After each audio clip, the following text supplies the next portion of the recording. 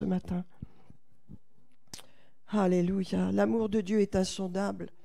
Et nous, malheureusement, nous sommes tellement limités avec nos conceptions humaines.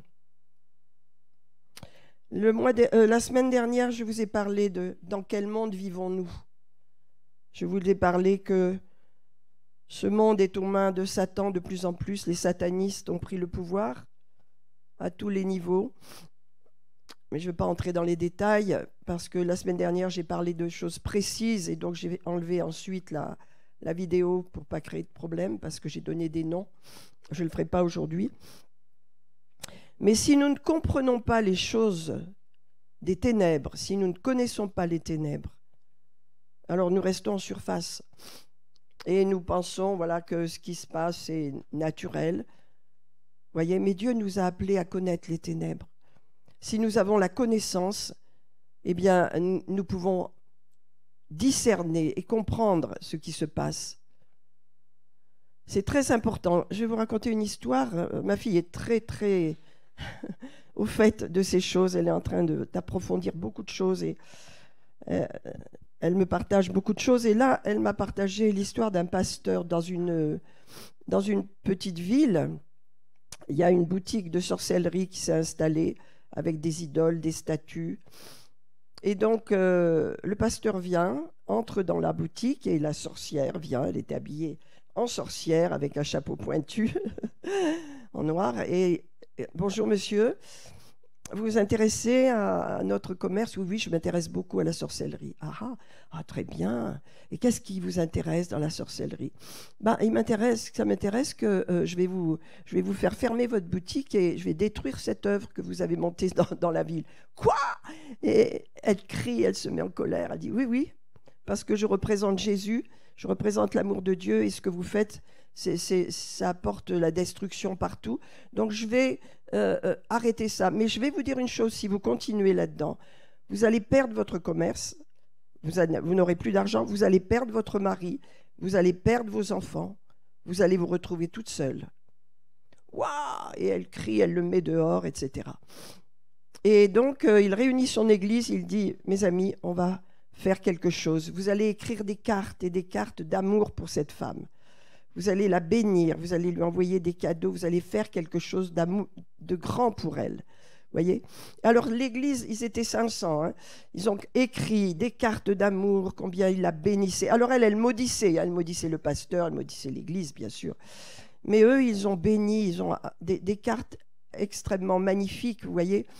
Et ils ont envoyé des cadeaux, et donc elle a été submergée. Alors, attendez, elle n'a pas été submergée tout de suite, c'est-à-dire que le pasteur est venu avec une grande corbeille, et il l'a mis au milieu de l'église, de sa boutique de sorcellerie et d'idolâtrie, et elle a dit, qu'est-ce que c'est? Elle dit, lisez ça.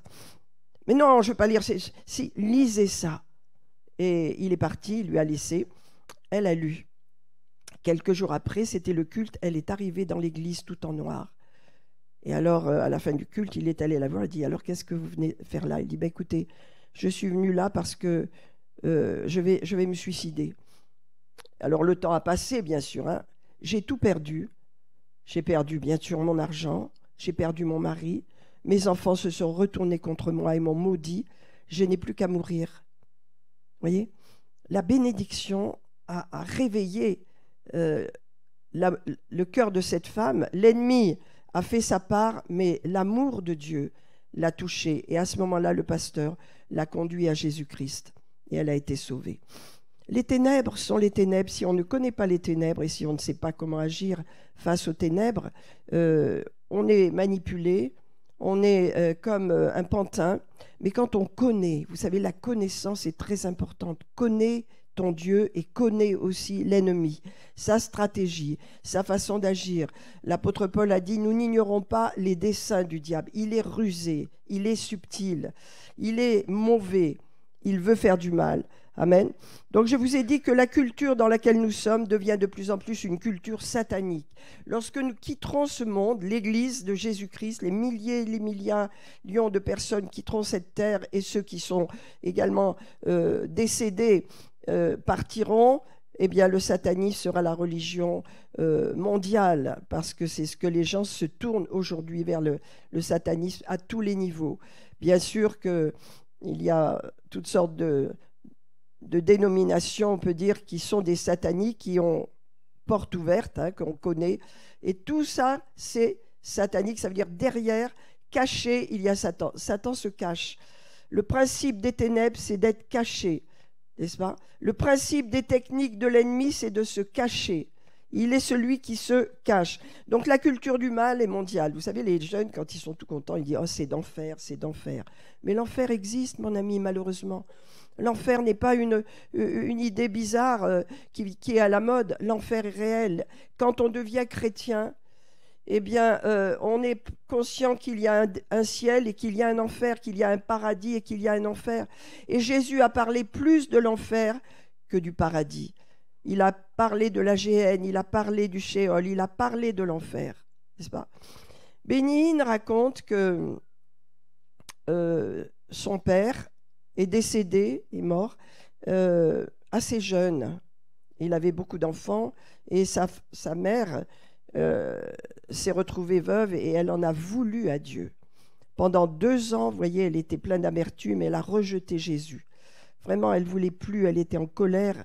Comment mon mari précieux comme ça est parti, comment tu as permis ça, Seigneur, je ne veux plus de toi. Elle était très, très en colère après Dieu. On peut être en colère après Dieu, hein, ça arrive.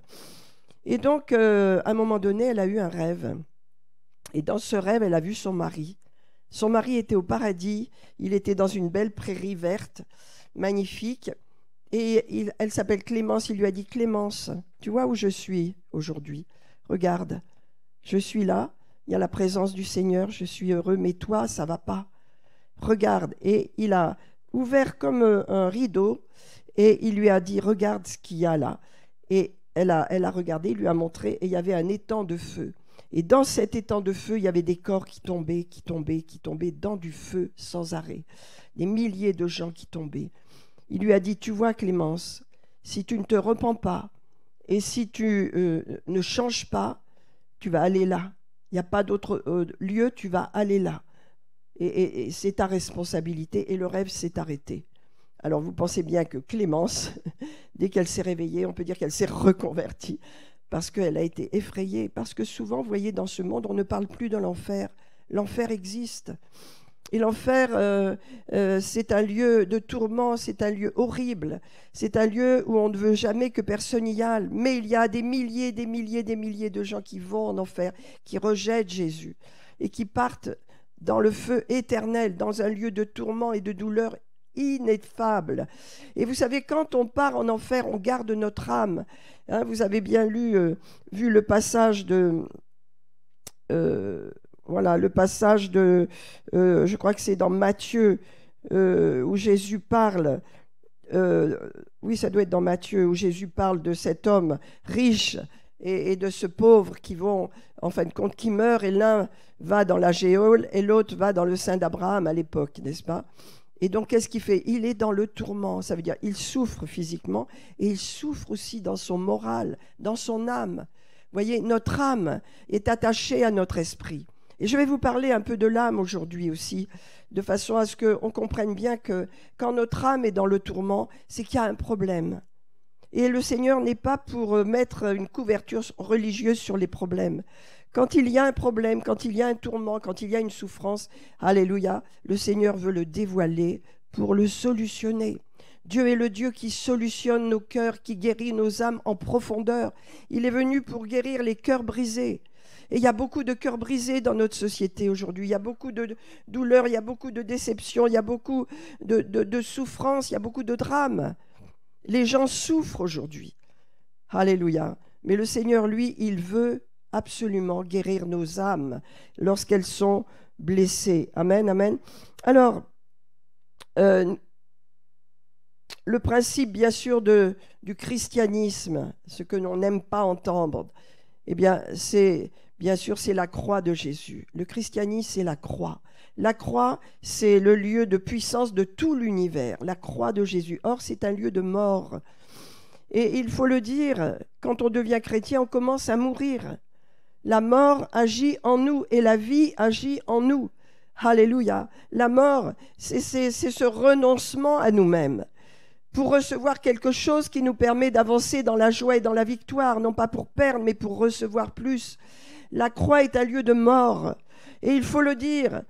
Vous savez, on voit des systèmes religieux aujourd'hui qui cachent la croix.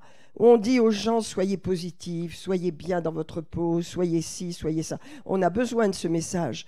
Mais la croix, mes amis, c'est le lieu du renoncement à soi-même. Je ne suis pas ce que je suis aujourd'hui si la croix n'avait pas opéré dans ma vie envers et contre tout. N'est-ce pas? Parce que la croix nous demande de mourir à certaines choses et c'est dur, ça ne se fait pas facilement.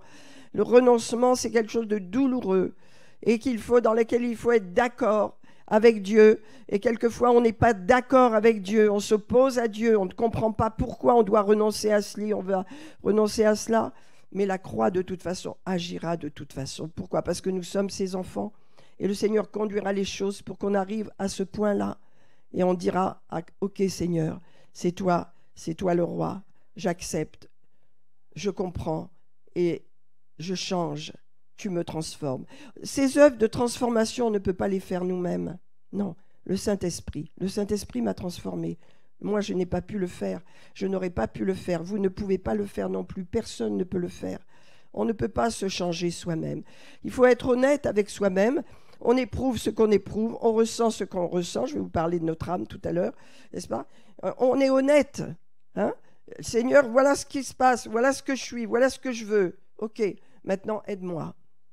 Amen. Et c'est à Dieu de faire sa part. Et il le fera certainement. Vous savez, le christianisme, c'est un lieu de mort. La croix agit dans la vie des croyants, de ceux qui veulent marcher avec Jésus-Christ, n'est-ce pas? Il y a une foule de gens qui veulent entendre des bonnes choses et qui mettent la croix de côté. Mais Dieu merci, Dieu a une église qui n'a pas fléchi le genou. Devant Baal, Baal c'est Satan. Hein? Satan, donc, qui n'a pas fléchi le genou devant Satan et qui reste sous la croix, au bénéfice de la croix. Amen. La croix est un lieu de mort, mais c'est un lieu de puissance et c'est un lieu de triomphe. Jésus a dit, en vérité, je vous le dis, si le grain de blé qui est tombé en terre ne meurt, il reste seul, mais s'il meurt, il porte beaucoup de fruits. C'est la promesse de Dieu. Jésus l'a accompli. Le grain de blé qui représente la nature humaine, Jésus est venu sur la terre en tant qu'homme. Il n'avait pas le droit d'agir en tant que Dieu, parce que le bail de la terre, le bail, ça veut dire le temps où nous possédons la terre, n'est-ce pas, avait été donné à Adam, mais Adam l'a vendu, on peut dire, à Satan, qui est devenu le Dieu de ce monde. Et Jésus a dû venir en tant qu'homme pour regagner ce que Adam avait perdu. Vous comprenez? Pourquoi Dieu a envoyé Jésus en tant qu'homme? Alléluia, parce que c'est légal qu'un homme reprenne le pouvoir que Satan avait volé à Adam. Dieu ne pouvait pas le faire, parce que sinon il aurait été contre sa parole. Il aurait agi contre sa parole. Il a donné la terre aux hommes. Adam a péché, Jésus est venu pour recevoir et pour détruire ce que le diable avait fait, mais il fallait qu'il soit homme. Jésus est un homme, il est parfaitement homme, à parfaitement Dieu. Et nous devons comprendre pourquoi Jésus est venu, et nous voulons comprendre pourquoi il est parti au ciel, alléluia, et pourquoi il a donné autorité et pouvoir à l'Église, afin de détruire toutes les œuvres de l'ennemi, de ne pas se laisser voler ce que Dieu nous a donné, et de connaître les ruses du diable. Amen. Ce sont des ruses. Amen. Alléluia. Donc voilà, Satan, il veut absolument qu'on sorte de la position de la croix. La croix est un lieu de sécurité. Quand vous vivez en communion avec Dieu et que la croix agit en vous, n'est-ce pas, vous êtes en totale sécurité. Satan ne peut pas vous toucher. Amen.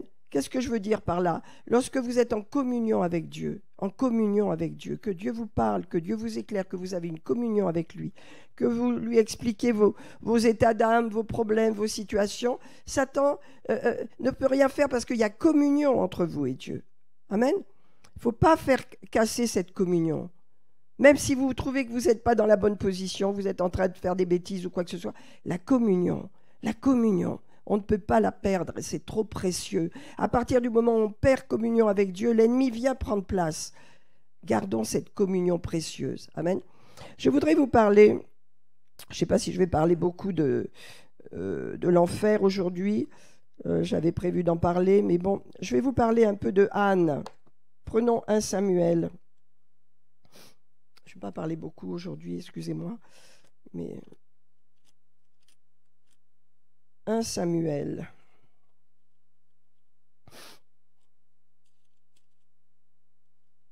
Ah, oui, les Samuel. Voilà. Seigneur, je te remercie pour ta parole ce matin. Je prie qu'elle nous aide, elle nous bénisse, elle nous éclaire, elle nous encourage et que nous recevions quelque chose de toi, Seigneur, ce matin. Alléluia. Qui nous console, qui nous encourage. Alléluia. Qui nous aide à aller plus loin. Merci, Seigneur. Quelque chose qui vient dans notre cœur, qui nous permet de continuer de grandir dans notre communion avec toi. Amen. Il y avait un homme de Ramathaïm Tsophine, de la montagne d'Éphraïm, nommé Elkana, et il avait 2 femmes, dont l'une s'appelait Anne et l'autre Pénina. Pénina avait des enfants, mais Anne n'en avait point. Et chaque année, cet homme montait à sa ville, à Silo, il montait de sa ville à Silo, pour se prosterner devant l'Éternel des armées, pour lui offrir des sacrifices. Là se trouvaient les 2 fils d'Élie, Ophni et Phiné, sacrificateurs de l'Éternel. Le jour où Elkana offrait son sacrifice, il donnait des portions à Pénina, sa femme, et à tous les fils et les filles qu'il avait eus d'elle, mais il donnait à Anne une portion double, car il aimait Anne, que l'Éternel avait rendue stérile. Sa rivale lui prodiguait des mortifications pour la porter à s'irriter de ce que l'Éternel avait rendu stérile. Et toutes les années, il en était ainsi. Chaque fois qu'Anne montait à la maison de l'Éternel, Pénina la mortifiait de la même manière. Alors elle pleurait et elle ne mangeait pas. Voilà une situation d'une femme, Anne, qui vit une oppression dans son âme continuelle, une persécution continuelle à cause d'une situation. Elle est dans une situation où elle n'a pas d'enfant et où sa rivale lui vraiment l'infériorise, la ridiculise, l'opprime, lui fait du mal en fin de compte. Il y a dans notre vie des situations comme ça que nous traversons où nous pouvons être opprimés, nous pouvons être sous des emprises de l'ennemi, n'est-ce pas? Parce qu'on a des situations qui n'aboutissent pas comme on voudrait, des situations qu'on ne comprend pas, des situations qui vont mal. Et il y a quelque chose en nous qui est caché. Vous voyez, Anne vivait des années et des années une situation opprimante. Elle en souffrait, elle obéissait, elle suivait, mais son cœur était blessé. Elle avait un problème, mais elle ne savait pas de quel ordre il était. Souvent, on a un problème, et vous savez, quand il y a un problème, il ne faut pas le cacher. Quand on traverse une période de trouble et de tourment, il ne faut pas le cacher. Amen. En tous les cas, pour le Seigneur, lui, il ne veut pas qu'on cache les choses. Il ne va pas mettre du plâtre, il ne va pas mettre de la religion sur nos problèmes, sur nos douleurs, sur nos tortures, sur nos tourments. Non, non.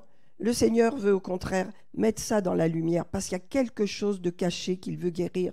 Et sans la révélation de Dieu, c'est impossible de savoir ce qu'on a. Quelquefois, on ne sait pas ce qu'on a.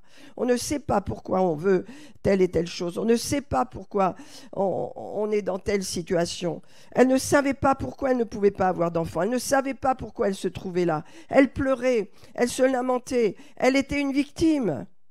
Mais elle avait un problème, et ce problème n'était toujours pas mis en lumière. Alors les années ont passé, et vous voyez que Anne était toujours dans cette situation. Elle pleurait, elle ne mangeait pas, elle montait avec son mari et toute la famille au temple de l'Éternel, à la maison de l'Éternel, mais là c'était encore pire. Vous voyez, ça a duré des années. Nos tourments, quelquefois, que nous cachons à l'intérieur parce qu'on ne veut pas les mettre devant le Seigneur, peuvent durer des années. Voilà, c'est ça. Et ce n'est pas normal, mes amis. Lorsqu'on a un tourment, lorsqu'on a une blessure, lorsqu'on a une souffrance, ce n'est pas normal. Il faut la remettre au Seigneur parce que Dieu va, lui, provoquer les situations pour nous éclairer sur nous-mêmes. Pour le Seigneur, ce n'est pas un problème qu'on traverse des orages, ce n'est pas un problème qu'on ait des questions, qu'on ait des souffrances, qu'on ait des tourments. Ce n'est pas un problème. Ce qui compte, c'est pourquoi tu as ça? Qu'est-ce qu'il y a au fond? Je veux aller à la racine des choses. Nous, on ne va pas souvent à la racine. On voit, allez, hop, allez, la religion arrive, l'esprit religieux arrive et on veut tout traiter comme ça. Non, pour Dieu, non. On ne traite pas les choses avec la religion. On traite les choses avec le Saint-Esprit qui révèle les choses. Dieu est un Dieu qui révèle. On a besoin de révélation. La personne qui souffre a besoin d'une révélation sur elle-même. On a besoin de révélation, on a besoin de se connaître. C'est que le Saint-Esprit qui peut nous permettre de nous connaître. Ce n'est pas moi qui peux le faire. Je peux vous aider, c'est vrai, à condition que le Saint-Esprit m'éclaire. Mais je ne peux pas régler les problèmes si Dieu ne me montre pas les choses.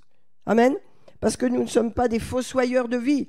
Nous sommes au contraire des gens qui devons aider, qui devons encourager, qui devons avoir une lumière pour aider les gens. Amen. Donc Anne était dans une situation vraiment difficile. Et elle souffrait, et elle pleurait, et elle se disait « mais je ne m'en sortirai pas ». Et elle était accusée en elle-même, elle s'accusait. Vous savez, quand on a un tourment, une blessure dans notre âme, on s'accuse beaucoup, on est tourmenté, on souffre, on cherche une porte de sortie, on cherche la liberté. On veut sortir de cette souffrance, de cette douleur. Et ça, c'est important. Je vais vous parler, avant d'aller plus loin dans ce texte, je vais vous parler de notre âme. Parce que vous voyez, c'est important de comprendre, excusez-moi pour ma voix, nous sommes esprit, je suis esprit. Si demain ou tout à l'heure je pars, je meurs, je disparais, vous allez voir mon corps, mais moi, je serai dans mon corps spirituel, je me regarderai et je serai dans un autre monde. Avec mon âme et mon corps, parce que je suis spirituel, je suis esprit.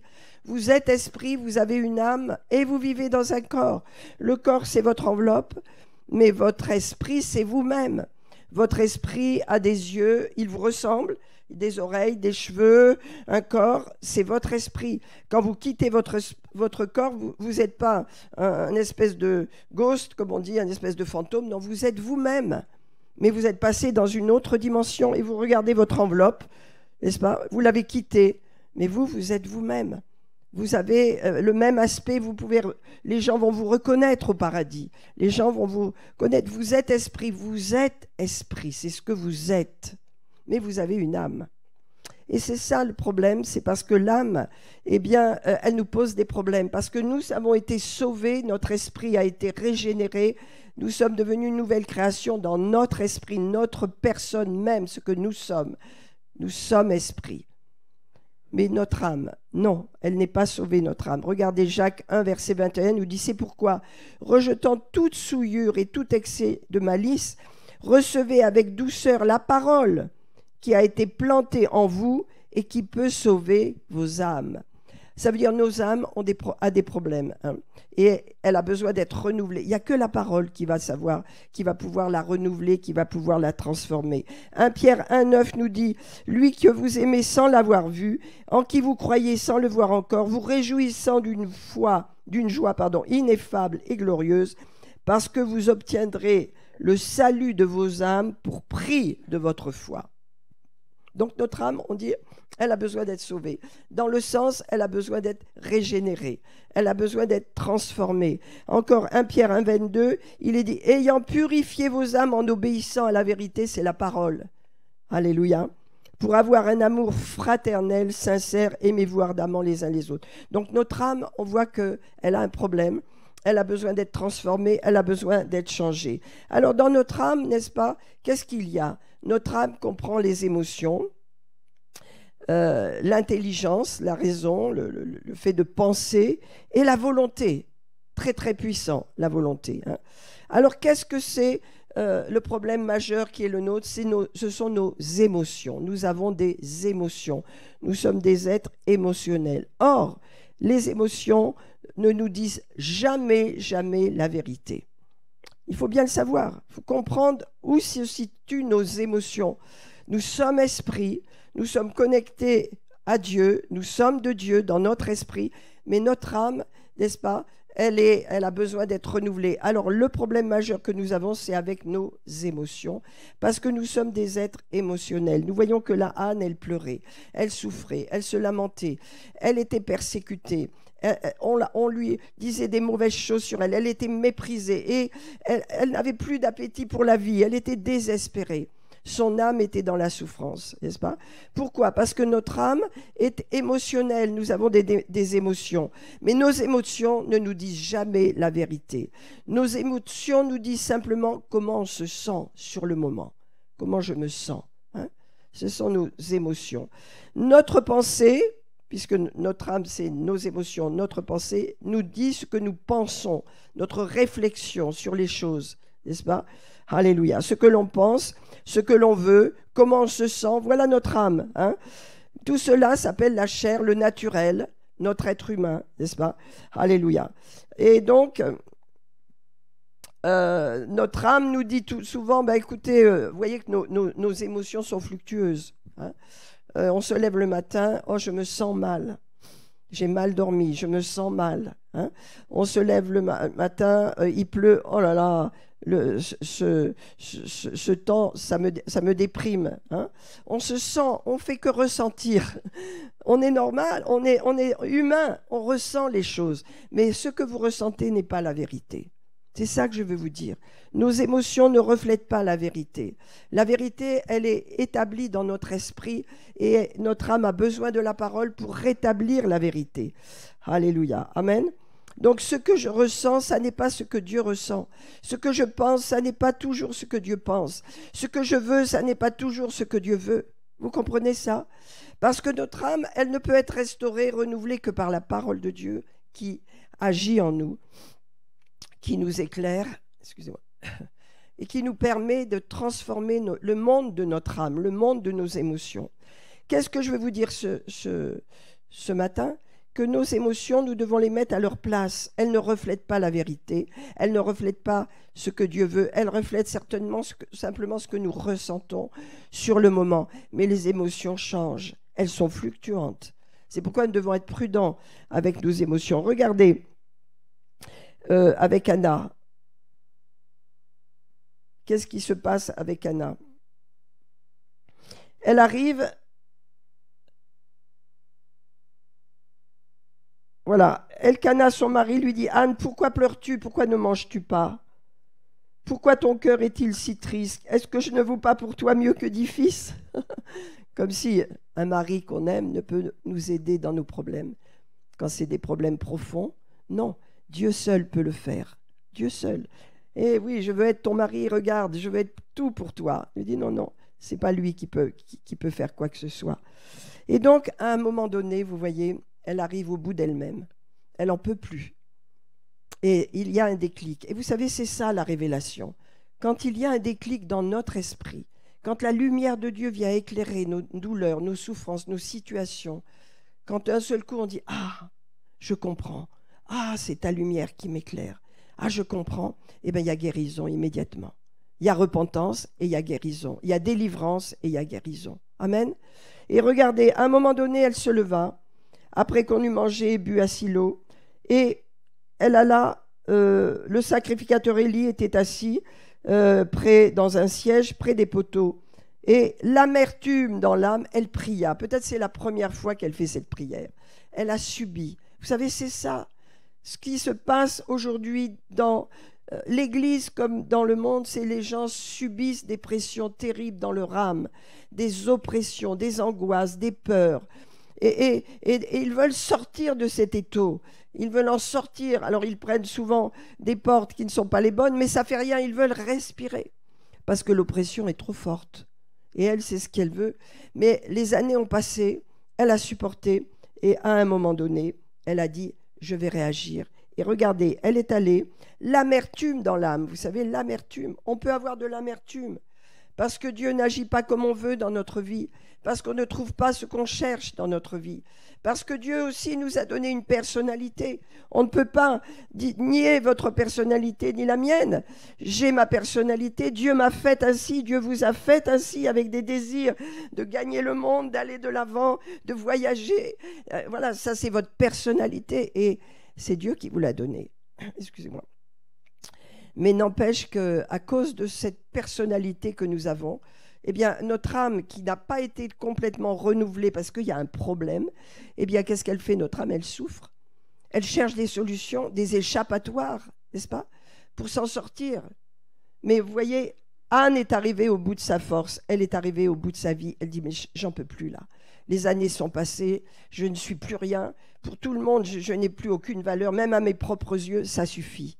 Et donc elle s'est levée. Et ça, vous savez, quand vous voyez dans la parole de Dieu quelqu'un se lever, c'est quelqu'un qui réagit d'une façon ou d'une autre, mais qui réagit devant l'oppression qu'elle subit. Amen. Et donc elle a fait un vœu. Elle est allée, l'amertume dans l'âme, elle a prié l'Éternel.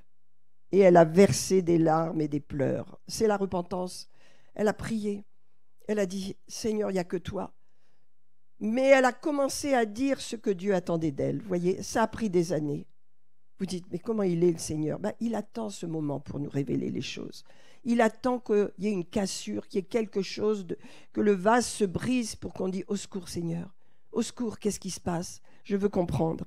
Regardez, elle fait un vœu et elle dit ce que Dieu attendait d'elle. Voyez, elle dit, Éternel des armées, si tu daignes regarder l'affliction de ta servante. Amen. Il ne faut pas craindre de dire, je souffre Seigneur. Je ne suis pas heureuse ou pas heureux. Je suis pas, je trouve pas ma place. Je me sens mal. Je souffre Seigneur.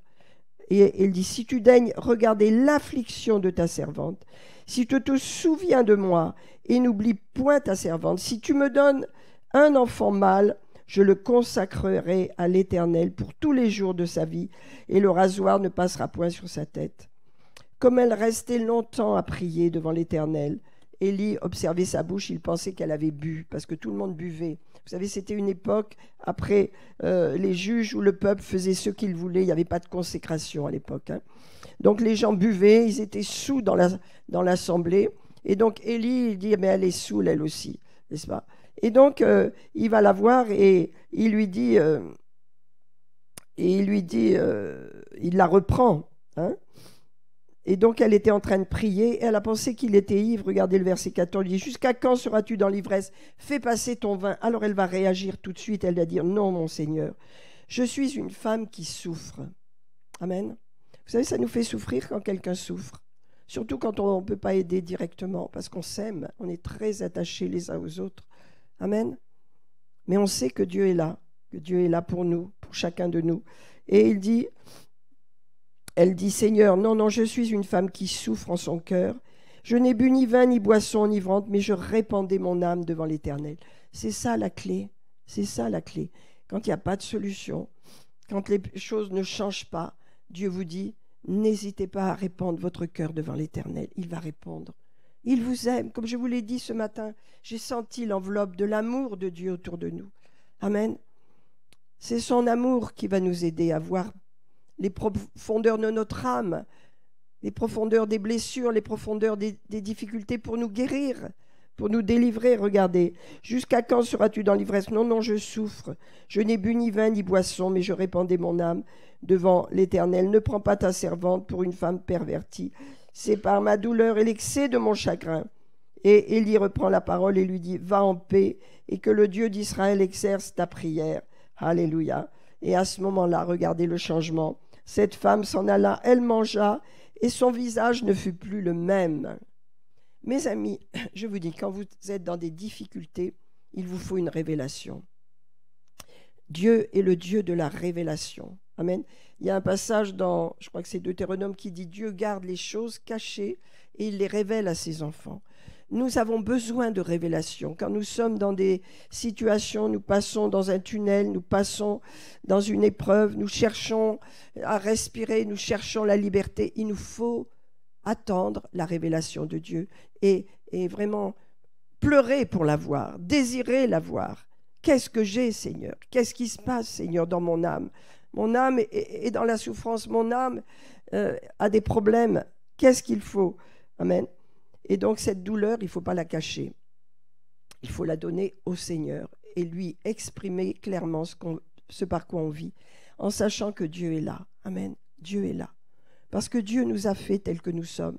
Dieu nous a formés, Dieu nous a mis en nous des talents, des capacités, que le fait de ne pas régler des problèmes profonds font que l'ennemi va pouvoir entrer et faire son cirque habituel. Mais Dieu est là. Amen. Dieu est là. Il va montrer, il va révéler. Tant que les choses ne sont pas révélées, on subit, on subit, on subit. On cherche des solutions, on cherche l'oxygène, on cherche à respirer. Mais quand on a la révélation, d'un seul coup, on comprend. Amen. Et on est changé. La révélation de Dieu vous transforme. La révélation de Dieu vous change. La révélation vous amène à retrouver la joie de vivre, à retrouver le bonheur. Regardez, il est dit que cette femme s'en alla. Elle mangea et son visage ne fut plus jamais le même. Des années de douleur, des années de tourments, des années cachées. Je ne veux pas montrer ce que je vis, je ne veux pas montrer ce que je subis. Pourquoi ? Parce que je suis dans un système où voilà, on va me juger, on va me critiquer. Alors je cache. Mais vous voyez, tant qu'on cache au Seigneur les choses, alors l'ennemi a du pouvoir. Vous devez savoir, quand vous étudiez les choses du diable, qu'il est toujours rusé, ça veut dire qu'il se cache. Il ne va pas vous montrer ce qu'il fait, il est toujours caché. Il marche dans les ténèbres, il marche dans tout ce qui est caché. Il ne se révèle pas, il ne montre pas les choses, il se cache. Amen. Et parce qu'il se cache, alors quelquefois nous, on ne voit pas ce qui se passe. On est dans le naturel, mais il agit dans la cachette.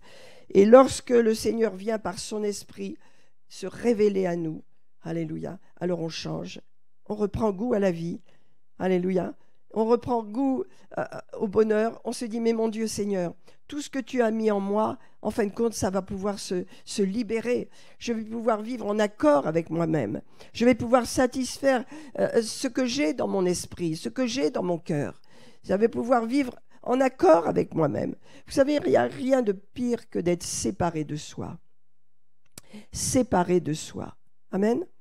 Alors si on connaît les choses de la chair, bien sûr, et qu'on connaît les choses de l'esprit, on sait que l'esprit a autorité sur la chair, mais on doit replacer les choses dans leur contexte en disant « Seigneur, je suis ton enfant. Alléluia. Mais je veux que ce problème que j'ai soit réglé. Alléluia. De la bonne façon, Père, au nom de Jésus. Amen. » Alors on va prier et on va comprendre que Anna, elle a subi des années. Une torture mentale, vous voyez, c'est mental. Notre mental, notre pensée, nos émotions, ce qu'on ressent, notre ressenti peut être très très douloureux, peut provoquer beaucoup de mauvaises choses si nous n'allons pas plus profond dans notre vie personnelle. Il n'y a pas besoin d'aller voir un psychiatre. Il n'y a pas besoin, ça peut aider pour ceux qui n'ont pas de foi, mais quand on va vers Jésus, notre psychiatre, notre psychologue, lui, il va nous dire voilà. Il va nous rappeler des choses, il va nous montrer des choses, il va nous montrer une racine peut-être qu'on n'a pas identifiée dans nos vies, quelque chose qui nous fait du mal et il va le guérir. Amen. Et la guérison vient avec la repentance. Elle a pleuré, cette femme. Elle a pleuré devant Dieu. Ce sont des larmes de repentance avec toute l'amertume qu'elle avait dans son cœur. Elle a pleuré. Vous voyez, la repentance, ce n'est pas quelque chose qu'on peut fabriquer, c'est profondément dans notre cœur. Amen. C'est quelque chose qui nous transforme et qui nous fait changer de direction. Et donc, après cela, elle n'a plus jamais été la même. Elle a mangé, elle a bu, elle s'est réjouie, elle a repris position dans son couple, elle a repris sa place et elle a eu après de nombreux enfants. Elle, c'était ça son problème, n'est-ce pas ? Mais il fallait une révélation. Qu'est-ce que Dieu attendait d'elle ? Je veux que tu me dises, que tu me donnes ce que je vais te donner. Que tu me consacres. Dieu avait besoin de Samuel. Dieu a besoin de quelque chose qui est en vous, profondément, que Dieu a besoin pour son œuvre, pour son royaume. Dieu a besoin de tout ce que vous êtes. Et il veut guérir pour que tout ce que vous avez en vous puisse être utile pour son royaume. C'est pourquoi nous ne pouvons pas nous rejeter. Ah, je suis comme ça. Pourquoi je suis comme ça ? Pourquoi j'ai ci ? Pourquoi je suis... Non, ne t'inquiète pas. Tu es parce que Dieu t'a permis d'être ainsi. Il t'a créé ainsi, avec ce potentiel, avec cette personnalité que tu as. Maintenant, il y a quelque chose de caché. Amen. Il n'y a que Dieu qui peut le révéler. Et ça, je vous le dis par l'esprit, vraiment, il n'y a que Dieu qui peut le révéler. Mais à partir du moment où elle a dit cette prière, où elle a dit ce que Dieu voulait qu'elle dise, je te fais un vœu, Seigneur, si tu me donnes cet enfant, eh bien je te le consacrerai. Je l'amènerai au temple et il sera consacré dès son jeune âge et il appartiendra à l'Éternel. Je te le prête. C'est ce que Dieu voulait. Qu'est-ce que Dieu veut dans notre vie? Qu'est-ce que Dieu veut? C'est pas la même chose, hein? Mais chacun d'entre nous, quelquefois, nous avons une douleur, nous avons de l'amertume, nous avons des souffrances parce que nous n'aboutissons pas dans ce que nous voudrions.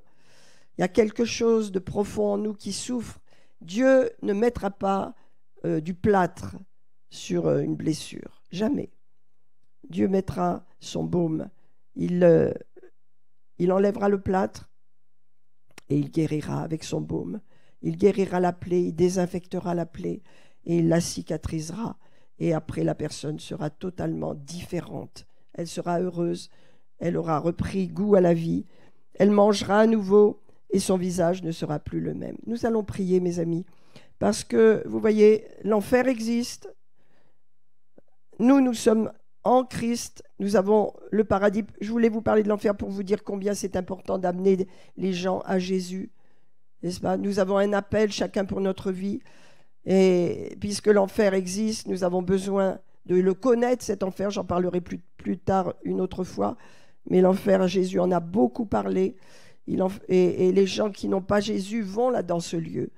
Et ce qui est terrible, c'est quand on est dans la douleur, quand on est dans le trouble, quand notre âme est souffrante, on peut se séparer de la communion avec Dieu. Et je vous dis, il n'y a rien de pire.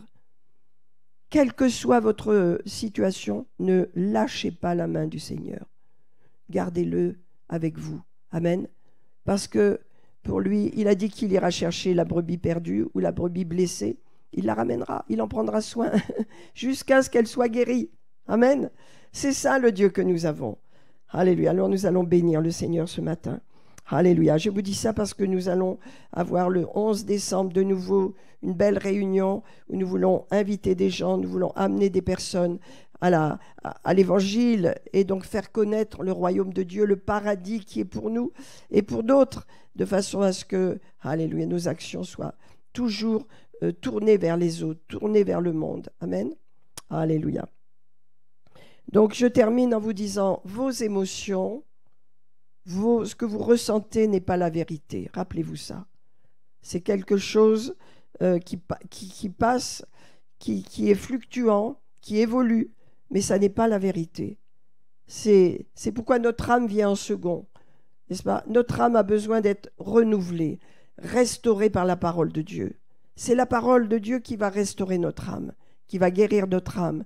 Alléluia. Et lorsque nous avons un problème profond en nous, alléluia, nous devons savoir que le Seigneur va se révéler, va nous révéler les choses. Et la révélation ne vient que par le Saint-Esprit. C'est pas humain, c'est pas le raisonnement humain. C'est pas quelque chose que on peut comprendre, c'est quelque chose qu'on reçoit de Dieu. Amen. Cette femme a reçu, elle a su, elle a senti que c'était ça qu'il fallait qu'elle fasse et qu'elle n'avait jamais fait. Et c'est la même chose pour nous. Dieu nous montrera comment faire pour sortir de nos tourments quand nous en avons. Comment sortir de nos tourments. Par l'Esprit, parce que l'Esprit est en nous, il est avec nous, il est sur nous, et il nous conduira dans la vérité. Allez, dans nos émotions, il nous conduira dans la vérité. Est-ce que vous êtes conscient que constamment nous sommes en train d'avoir des émotions contradictoires? Le soleil brille, ah, je me sens bien, je suis heureuse. Et il pleut, ah, ça va pas, je suis déprimée. On ressent constamment les choses. Mais quand la parole de Dieu vient dans notre âme, dans notre pensée, elle nous renouvelle. Nous apprenons à vivre selon la parole de Dieu. Il est écrit, je crois. Amen. Et on change. Alléluia. Alors on va prier, mes amis. Alléluia. Nous venons de sortir un livre, regardez. Gagner la guerre dans vos pensées. Nous sommes dans ce monde où le monde est assailli de pensées mauvaises, de pensées destructrices, de pensées de tourment, parce que c'est les derniers temps. Et parce que c'est les derniers temps, l'ennemi est libéré sur toute la planète de façon à persécuter les gens et surtout l'Église. Amen. Alors, nous allons prier, alléluia, de façon à ce que Dieu nous aide. Si vous êtes dans cette situation où vous avez des tourments à l'intérieur, vous avez des blessures, vous n'arrivez pas à vous en sortir, vous êtes comme Anne, ça dure depuis des années, une insatisfaction, de l'amertume, l'impression d'étouffer, le Seigneur va vous aider. Amen. Le tout, c'est que vous n'ayez pas peur de ce qui vous arrive. Au contraire, vous le preniez bien en face et avec loyauté devant Dieu. Amen. Loyauté, honnêteté devant Dieu. Nous devons être honnêtes avec nous-mêmes. Vous savez, le christianisme, c'est pas de la religion, c'est du vrai. C'est du vrai. Amen. Jésus est venu, il a porté notre humanité, il connaît tout sur l'humanité, il s'est fait homme. Amen. Il comprend tout ce que nous vivons, il sait ce que nous vivons. Il est passé par là, sans péché, mais il est passé par là. Il a ressenti ce qu'on ressent. Il connaît tout de nous. On ne peut rien lui cacher. Amen. Je me rappelle d'un chant qu'on chantait. On ne peut rien lui cacher. Amen. Seigneur, nous voulons te prier ce matin. Il y a une grâce particulière sur nos vies ce matin, Seigneur. Alléluia. Comme Anne, Seigneur, nous pouvons passer des années tourmentées, mal à l'aise, pas heureux. Mais Seigneur, ce matin, nous voulons ouvrir nos cœurs, ouvrir nos âmes, Seigneur, et te laisser agir, afin que tu nous donnes une révélation, Seigneur, de ce qui se passe en nous.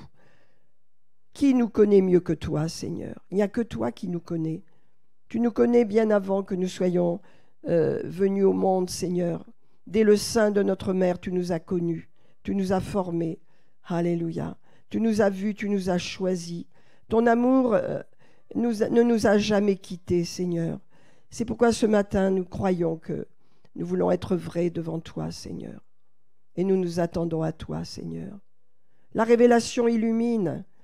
Et nous en avons besoin, certains de vous en avez besoin. Que Dieu illumine vos cœurs, que Dieu illumine vos pensées, que Dieu illumine vos émotions, que Dieu illumine la racine des maux que vous supportez, que Dieu vienne illuminer votre vie. Oh, par le Saint-Esprit. Alléluia, merci pour l'illumination. Alléluia, c'est tellement glorieux. Un jour, avec ma fille, nous marchions. Nous étions sur le pont de Bellerive et elle a reçu une révélation alors qu'elle parlait avec quelqu'un et elle a reçu une révélation en parlant comme ça. Elle a dit, voilà ce qui se passe. Je vois la personne qui fait du mal, je vois d'où est cette personne. Elle a reçu une révélation. Donc on est rentré, on n'en a pas parlé, on était bouleversés. Le lendemain matin, juste avant qu'ils partent, on est parti dans une prière, mais une prière puissante, parce qu'elle a vu un autel satanique contre cette famille, contre cette personne. Elle a pris le sang, le vin et le pain, elle a arrosé vraiment elle en a eu beaucoup et elle a brisé cet autel. Le lendemain, j'ai vu le changement. Le lendemain. Voyez pourquoi si on n'a pas de discernement, si on n'est pas en contact avec Dieu pour qu'il nous éclaire, on ne sait pas ce qui nous arrive. Si elle n'avait pas vu cela, qu'est-ce qui se serait passé? Il y aurait eu des problèmes.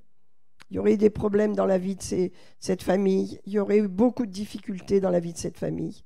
Mais Dieu merci, Dieu a porté sa lumière. Pourquoi? Parce qu'elle étudie, elle cherche à comprendre les stratégies de l'ennemi. Amen. Et nous avons besoin d'aller plus profond également. Non pas pour voir les démons partout, mais pour comprendre comment il agit dans la parole de Dieu. Autour de nous, il y a des choses qui sont des choses sataniques, mauvaises, et qui fait que l'ennemi, il monte des autels contre certaines familles, certaines personnes. Vous voyez, quand on fréquente certains cercles, eh bien, je vais vous dire, il y a des conséquences. Lorsque dans une famille, il y a certaines personnes qui sont, entre guillemets, des sataniques, il y a des conséquences. Il ne faut pas croire que les choses que vous vivez, si vous vivez un drame ou une situation, c'est normal. Non, ce n'est pas normal. Dieu veut nous éclairer pour arrêter les plans de l'ennemi. Et on a la puissance. Mais il nous faut la connaissance. Si ma fille n'avait pas approfondi tous ces domaines, elle continue d'approfondir d'ailleurs, eh bien, le Seigneur n'aurait pas pu lui révéler les choses.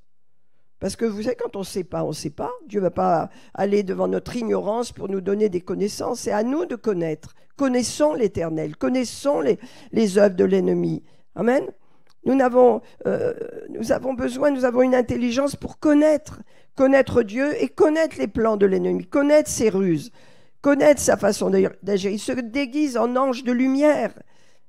Il se déguise en ange de lumière. Ça veut dire les gens croient que c'est formidable, que c'est bien. mais c'est une destruction qui arrive derrière. Donc, nous devons connaître. Et quand nous connaissons, à ce moment-là, Dieu peut nous dire, ah, écoute, voilà ce qui se passe, voilà la révélation. Il y a eu un autel satanique contre cette famille, tu vas le détruire maintenant. Et on a vu le résultat. Amen. Alors tout le monde ne vit pas ça. Amen. Mais il y a des plans de l'ennemi contre des gens précieux, puissants, dans l'esprit, qui veut les affaiblir et les détruire. Il y a des plans. L'ennemi agit par plan. Il n'agit pas comme ça, bing bang, je balance un coup à droite. Non, non, il a un plan, un projet sur le long terme. Et il avance dans son plan. Tout est, comme je vous l'ai dit la semaine dernière, l'ennemi est intelligent. Il est intelligent, donc il fait des plans, il planifie, il voit l'avenir, il voit les choses en avant et il y va pas à pas. Nous n'ignorons pas ses desseins. Amen. Je termine, mes amis, ce matin. Père, ta grâce qui nous environne et ton amour éternel pour nous, alléluia, qui nous éclaire. Et Seigneur, merci de guérir nos âmes, Seigneur, quand elles sont blessées. Et surtout de nous permettre de voir, d'avoir la révélation d'où vient cette blessure, d'où vient cette racine, cette douleur, afin qu'elle soit totalement guérie, Seigneur. Que cette blessure soit cautérisée, Seigneur. Alléluia. Mais avant cela, qu'elle soit désinfectée et qu'elle soit vraiment purifiée par ton baume de Galade, afin qu'elle soit cicatrisée, elle puisse se cicatriser. Et que la joie et le bonheur et la paix reviennent, alléluia, dans ma vie, dans nos vies, Seigneur, parfaitement. Parce que tu es le Dieu de la vie, tu es le Dieu de la paix. Et tu es celui qui marche à nos côtés, qui ne nous abandonne pas. Seigneur, nous voulons nous remettre entre tes mains, Seigneur. Dans notre âme, il y a des combats, dans notre âme, il y a des conflits. Seigneur, tu connais tout de nous, Seigneur. Merci de nous apaiser. Et merci de nous garder, Seigneur, sur les chemins de la vie. Merci, Seigneur, que tout ce qui est caché vienne à ta lumière. Que l'Esprit de Dieu, la lumière de Dieu se révèle dans nos vies, Seigneur. Que nous puissions vivre dans ta révélation, Père. Oh, révèle-nous, Père, les choses cachées que nous ne voyons pas. Merci, Seigneur. Montre-nous par des songes, par des rêves, par la parole. Éclaire-nous dans notre pensée, dans nos émotions, Seigneur. Éclaire-nous, Père. Nous avons besoin de ta lumière. Tu es la lumière du monde, Seigneur. Celui qui te suit ne marchera pas dans les ténèbres, mais il aura la lumière de la vie en lui. Seigneur, je te remercie ce matin. Accomplis, Seigneur, ton plan parfait pour nos vies, Seigneur. Que rien ne nous détourne de ton amour, Seigneur. Alléluia. Merci, Seigneur. Je te remercie ce matin. Je te confie chaque personne précieuse. Alléluia. Que tu guéris, que tu restaures, que tu entoures de tes bras précieux et que tu portes, Seigneur. Alléluia. Sois béni, Jésus. Sois béni, Seigneur. Sois honoré, sois glorifié. Jésus, le nom qui est au-dessus de tout nom. L'avenir est avec toi, Seigneur. L'avenir est en toi, Seigneur. Le futur que nous avons est un futur glorieux, Seigneur. Alléluia. Mais dans ce monde, il y a des combats. Il y a un ennemi. Il y a un ennemi qui est méchant, un destructeur qui veut le mal, le malheur autour de lui. Alléluia. Merci, Seigneur, car tu es venu afin que nous ayons la vie et la vie en abondance. Viens dans nos vies, Seigneur. Viens dans nos âmes. Oh, guéris nos âmes, Seigneur. Viens dans nos cœurs profondément, Seigneur. Alléluia. Viens nous guérir, Seigneur, et révèle-nous les choses cachées. Merci, Seigneur. Amen, amen, amen, amen. Alléluia, que Dieu soit béni ce matin.